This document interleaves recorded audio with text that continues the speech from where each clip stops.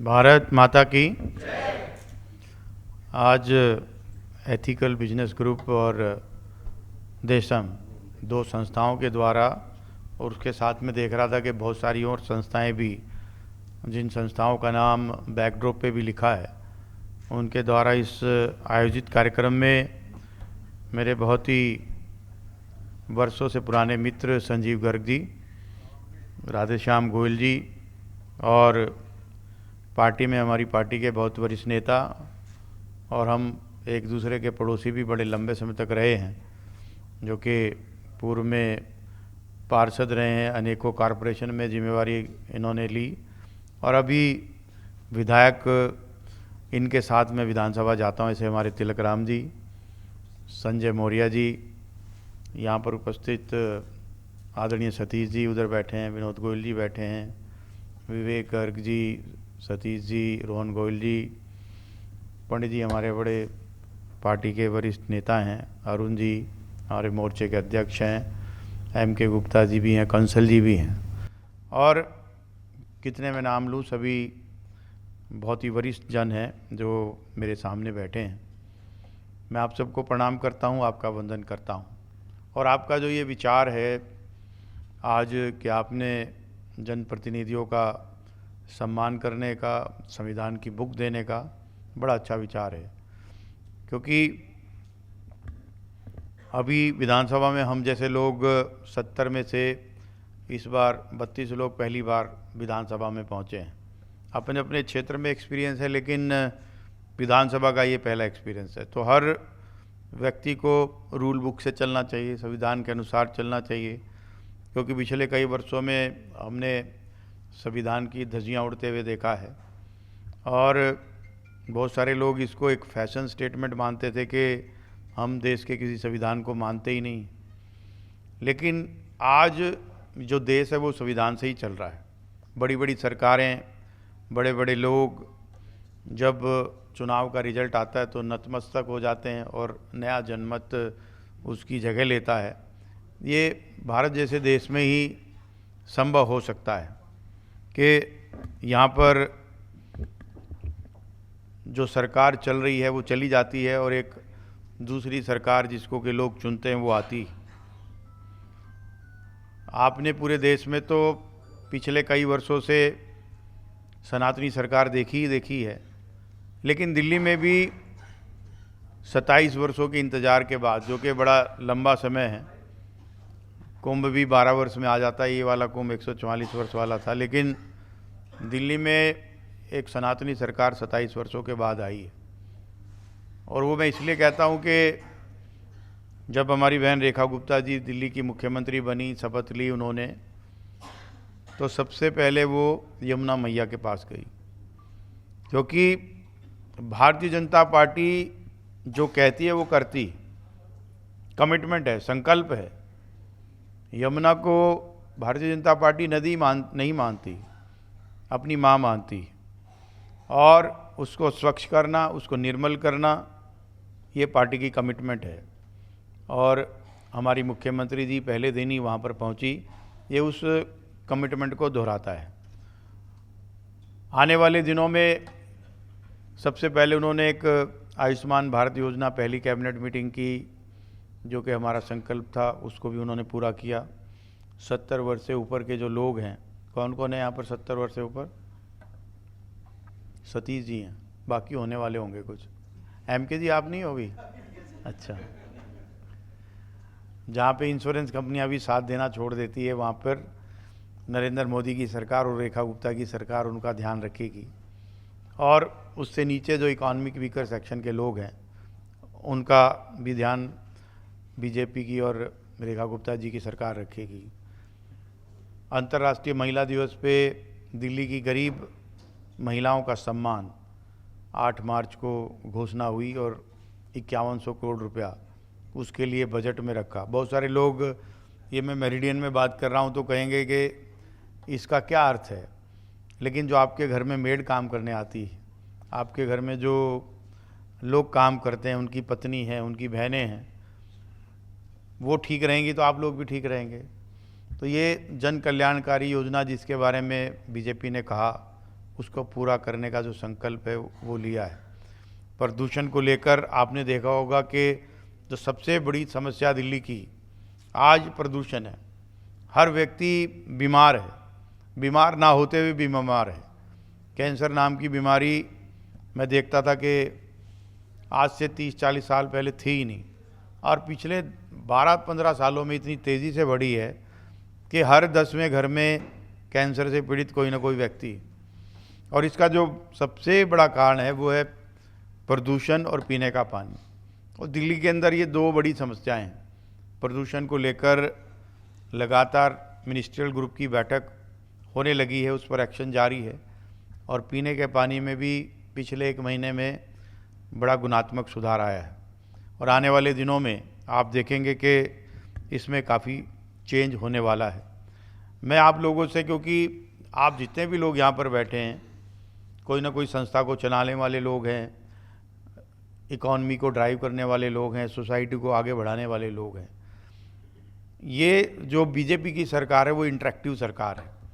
आपने देखा होगा कि अभी 24, 25, 26 मार्च को दिल्ली का बजट आने वाला है, और पूर्ववर्ती सरकारें बजट अपने आप लेकर आती थी, कुछ अधिकारी आपस में चर्चा करते थे और एक बजट डॉक्यूमेंट बनता था, वो लोगों के सामने पहुंच जाता था। लेकिन बीजेपी की सरकार ने, आपने देखा होगा कि अलग अलग ग्रुपों के साथ बैठकर उसके ऊपर चर्चा जारी है। महिलाओं के साथ अलग बैठकें हुई, ट्रेडर्स के साथ अलग बैठकें हुई, शिक्षकों के साथ अलग बैठक हुई, युवाओं के साथ अलग बैठक हुई, इंडस्ट्रियल ग्रुप के साथ अलग बैठक हुई। उनके जो सुझाव हैं वो संकलित किए गए हैं, और सामाजिक स्तर पर भी जो ओबीसी समाज के लोग हैं, दलित समाज के लोग हैं, उनसे भी बजट के लिए सुझाव लिए गए हैं।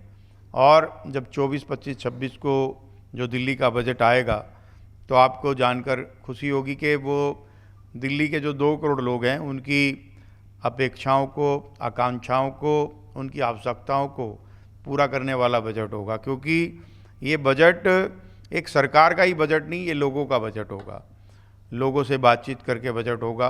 तो आपके भी सुझाव आप व्हाट्सएप के माध्यम से भी दे सकते हैं, अभी भी ईमेल के माध्यम से भी दे सकते हैं, मुझे भी दे सकते हैं।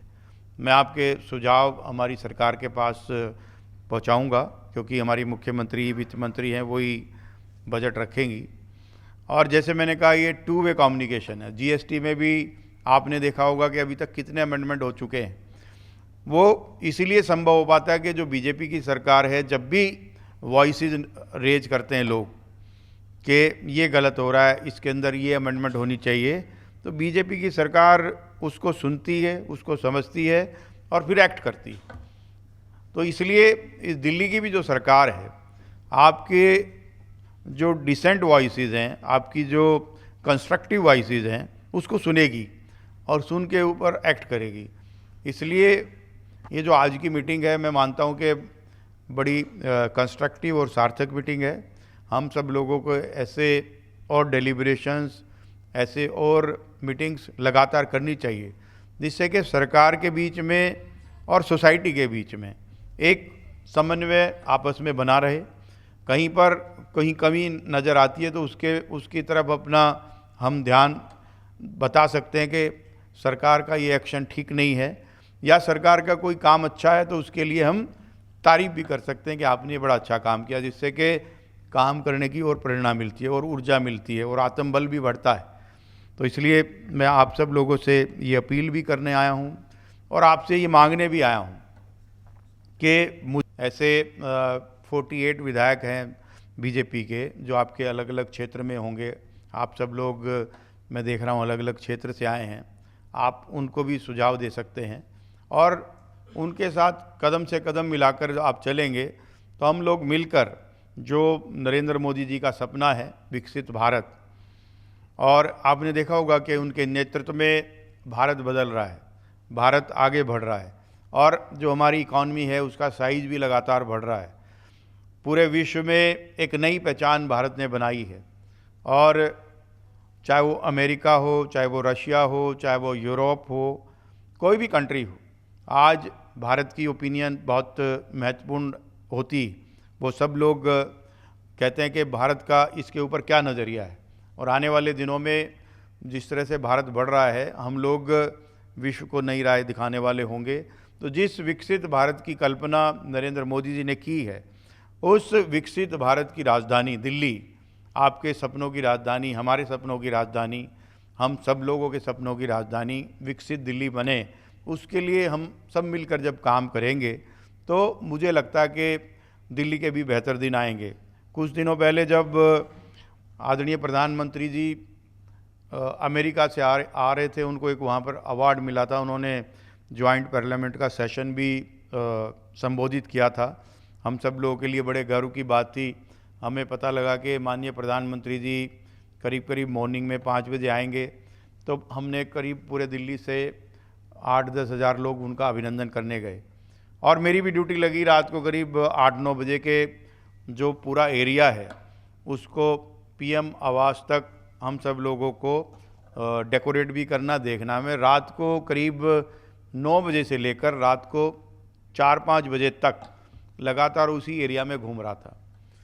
तो मैंने देखा जो एयरपोर्ट से लेकर धौला कुआं तक आते हैं, हम धौला कुआं से फिर सरदार पटेल मार्ग पे आते हैं, सरदार पटेल से जब हम मदर टेरेसा से होते हुए रेस कोर्स लोक कल्याणकार मार्ग पे पहुंचते हैं, जब मैं रात को उस एरिया को देख रहा था तो मुझे महसूस ही नहीं हुआ कि ये एरिया इतना खूबसूरत कब बन गया। हम लोगों को तो दिल्ली में ध्यान आता है कि टूटी हुई सड़कें हैं, ये ध्यान आता है कि भाई चारों तरफ बिखरा हुआ पेमेंट टूटी हुई है, लेकिन पिछले 5-6 वर्षों में वो क्षेत्र अगर आप भी कभी नज़र दौड़ाएंगे तो आपको लगेगा कि आप किसी फॉरेन कंट्री में हैं। इतना खूबसूरत वो एरिया बन गया है। पूरी दिल्ली ऐसी बने, पूरी दिल्ली इस तरह की हो कि हमें अपनी दिल्ली पे गर्व हो, आने वाला व्यक्ति कहे कि ये भारत की राजधानी है, ये हम सब मिलकर बनाएंगे, आप सब मिलकर बनाएंगे। और आप लोगों के सहयोग से हमारी मुख्यमंत्री रेखा गुप्ता जी के नेतृत्व में हम एक खूबसूरत दिल्ली बनाएंगे, विकसित दिल्ली बनाएंगे, और आप लोगों के सहयोग की बहुत उसमें आवश्यकता है, क्योंकि पूरी धरा भी साथ दे तो और बात है, लेकिन तुम जरा भी साथ दो तो कुछ और बात है।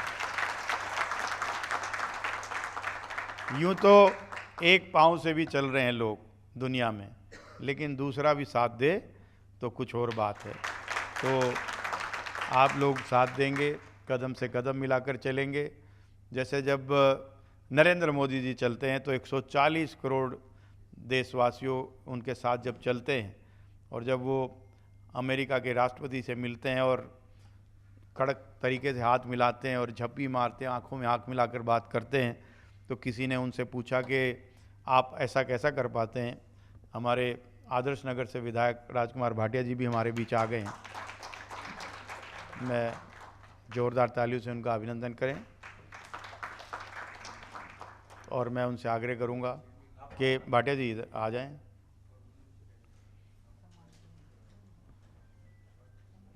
तो जब नरेंद्र मोदी जी से किसी ने पूछा कि आप ऐसा कैसे कर पाते हैं, तो उन्होंने कहा ये जो मेरा हाथ है ये मेरा हाथ नहीं है, ये 140 करोड़ देशवासियों की शक्ति इसमें है, इसलिए मैं ऐसा कर पाता हूँ। तो रेखा जी को भी जब दिल्ली के 2 करोड़ लोग उनके साथ चलकर ऐसी शक्ति देंगे, तो जैसा भारत नरेंद्र मोदी जी के नेतृत्व में बन रहा है, वैसी दिल्ली रेखा जी के नेतृत्व में भी बनेगी।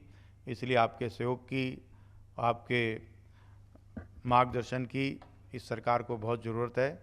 मैं इतनी बात कहकर अपनी वाणी को विराम देता हूं, और मुझे अपेक्षा करता हूं कि आप कदम से कदम मिलाकर चलेंगे। भारत माता की